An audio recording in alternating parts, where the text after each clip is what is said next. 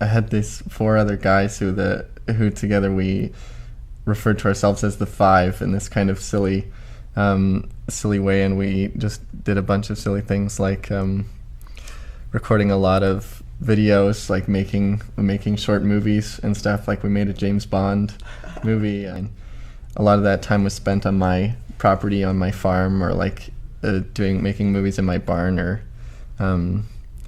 that kind of thing. And that's what I remember, like in the best way about high school. The other thing I remember about high school is the teachers. Like they stand out way more in my mind as being people who I enjoyed connecting with than like most of the students. Yeah, I didn't like focus on schoolwork much. It was just kind of like, because it wasn't very challenging for me.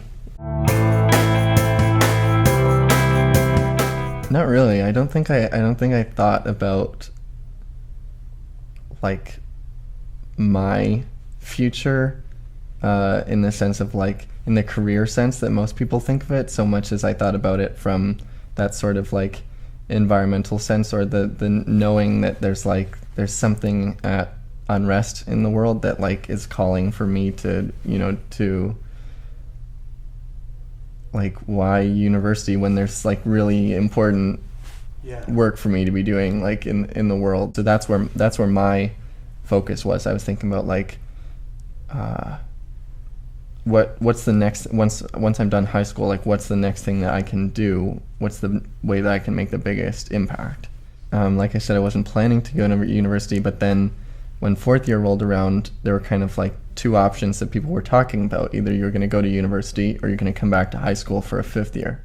When it really came down to it, I wasn't really enjoying high school, so I was like, and all of a sudden university was on my radar, and I was like, well, if that's an option for leaving Wingham, classic, right? And then I don't really want to come back to the high school for a 5th year. So all of a sudden I was like, well, maybe I will put in an application, and what would I put in then? And it didn't take me too long to really come up with an answer, because I was like taking computer programming courses, and so I applied to computer science at the best schools in Canada.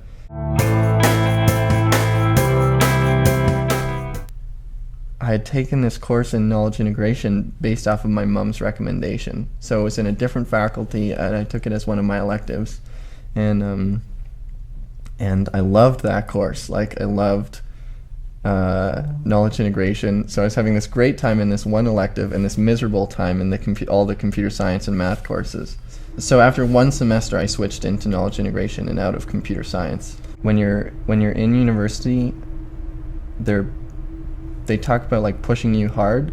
Pushing you hard means that they assign you so much work that you start losing sleep, and you also like start eating an unhealthy diet, because that's what everyone's eating. You don't have time to eat healthily, these kinds of things. So basically, while there is a culture of like pursuit or drive to like do great things, it's also like a self-destructive one. You should be like those engineers over there who never sleep, as if that's like the thing to aspire to is self-destructive habits.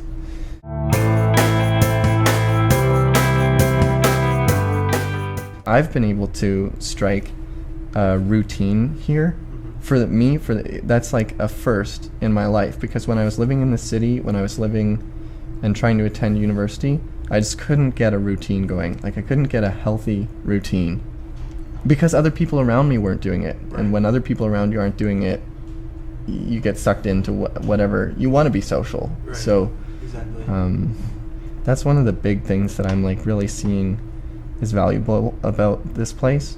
If you left high school and you came here and you were surrounded by this group of people who are a bunch of different ages, there's a whole big age range, and all of them, there's this common theme of they're striving to be for personal physical fitness, physical health, mental health, spiritual health, then you just start doing that too.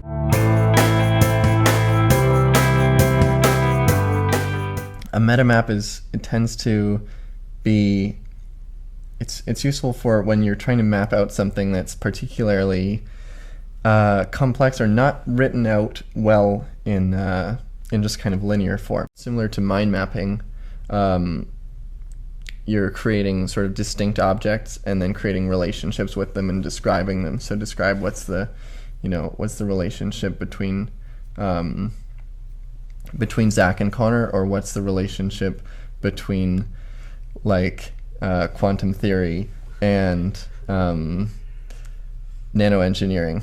One of the main ideas behind it is that it's creating like a shared knowledge base, that instead of a bunch of individuals doing mind mapping like you've got on most platforms, this is more like a Wikipedia style place where, say that someone's already created the topic Zach Jones on their map. When someone else goes to create Zach Jones, they see that it's already been added, and now I just pull that one into my map,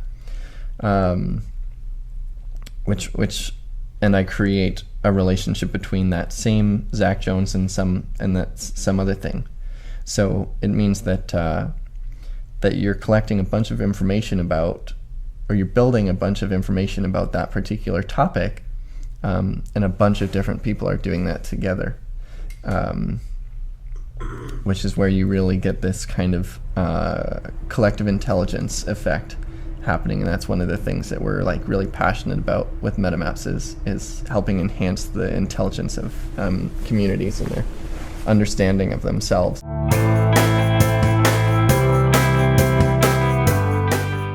After first year university, I started living in an intentional household in Waterloo, and that was what really got me tuned into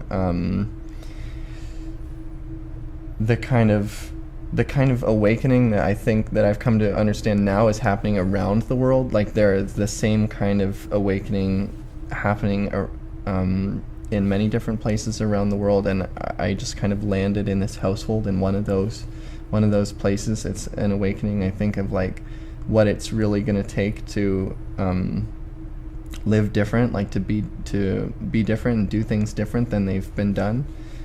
You know, and I knew that it wasn't just like I've got to go out and change the world. I knew that there's like definitely a big element of a lot of it's like, you know, you've got to change yourself. Like you can't, it's not exactly about going out and imposing this like new solution. It's a lot of it's about internal transformation, and each of us doing that internal transformation. That's what this house was really about, and I got totally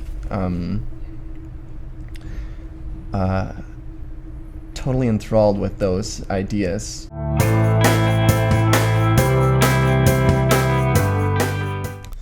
Well, the day that I explicitly started working on metamaps was like around October 12th, 2012,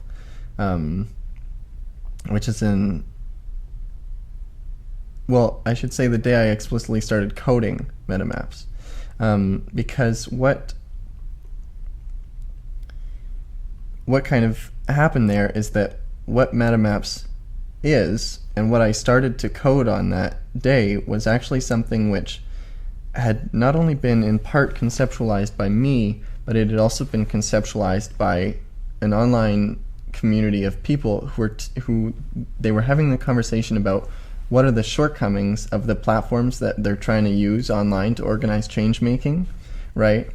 And so they're trying to use Facebook, for instance, and like you're trying to organize on Facebook, and you're like all this stuff's getting lost, you know, in the stream. And so they'd switch to a different platform, but none of them were the right thing, because of course none of them had been designed from the ground up to help facilitate a mass number of distributed people organize around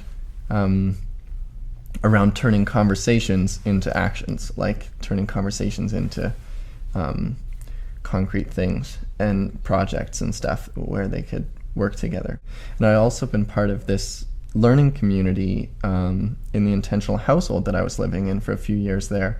And they were always talking about, like, we were doing all this really great work in the household, but we didn't have very good ways to share it. And we kept talking about a website, but website was always going to present it so linearly, so kind of dryly, and it doesn't really represent the rich way that everything that we were doing was connected with the way that all the other people who are starting intentional households, like how it connects to what they're doing, all this stuff. And so that whole time I was living in the house, I was kind of doing all these drawings about what would that take for an interface, like a web interface, to be able to communicate the kind of complexity that we're dealing with in the household and in this online community that's looking to create positive change in the world. So for a couple of years, these ideas are brewing, and at the same time, I'm learning how to code. I got a web development job. I'm doing all of this stuff that's really ramping up my ability to code for the web. And so everything just kind of clicks one night when I'm watching I'm watching the movie Iron Sky, which is a movie about how the Nazis created a base on the dark side of the moon in 1945, and in the year 2018 they're coming back to Earth, and on these big spaceships and stuff, and they're going to continue their conquest. And it's kind of like a funny movie, but at the same time, I tend to be pretty affected by things that bring up like nuclear detonations. And spoiler alert, that movie ends in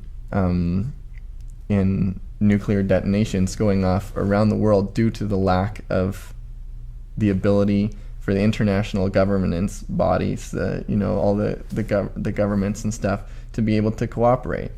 So there's all these kind of joke scenes in that movie where you've got all the heads of states in one room. They're talking about things, and this is how it all ends in the movie in 2018. And what it really represented to me is like the inability.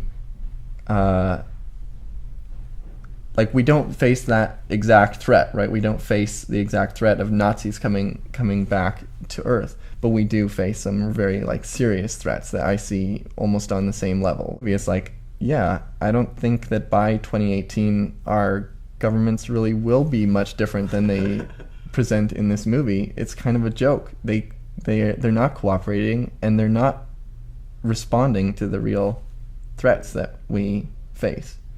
So where's the response going to come from if humanity is literally going to survive? Like, who's going to respond to this massive threat that is like climate change and all these things? And it's going to be the millions or the billions of people. Like, it's going to be the bottom up. It's going to be the grassroots. Right. But if that's the case, they really need a way to organize themselves. It needs to be very different than, and so that question was in the back of my mind, like, what would it take? Some kind of information system. And it's obvious that the web is going to be the thing that connects all those people, because that's what it's there for. That's what it's doing, is it's connecting everybody, or it has the potential to. But we don't have the interfaces for it yet.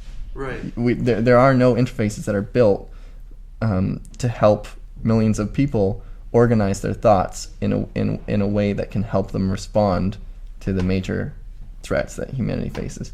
So in the largest scale, in the craziest vision of what like MetaMaps is, or why I work on it, what it represents to me, is something, an attempt at something that can help people do that. Nice. That can help, large numbers of people organize all of their thoughts. And so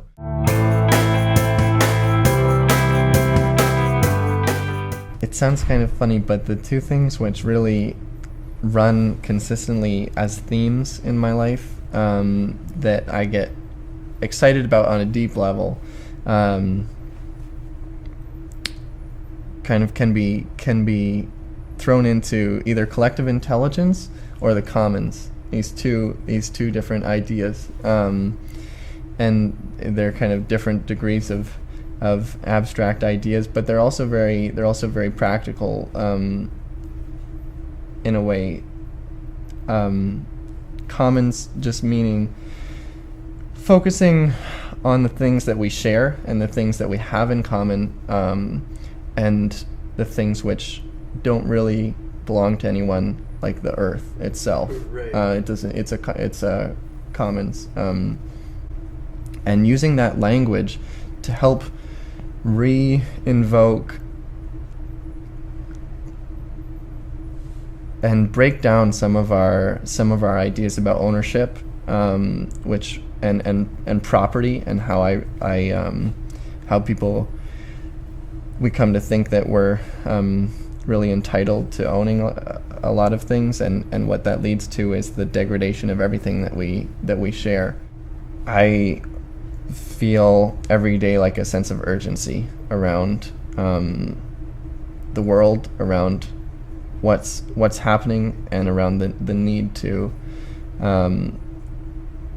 transform the current state of things, and so I'm interested in anything that represents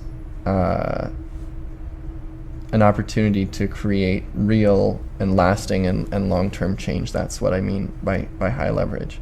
It's not in protest to this or that. It's like people who are just living out sort of creative, expressive energy where they're building something, especially together. They're focused on coming together with other humans and saying, it's up to us. What can we build together to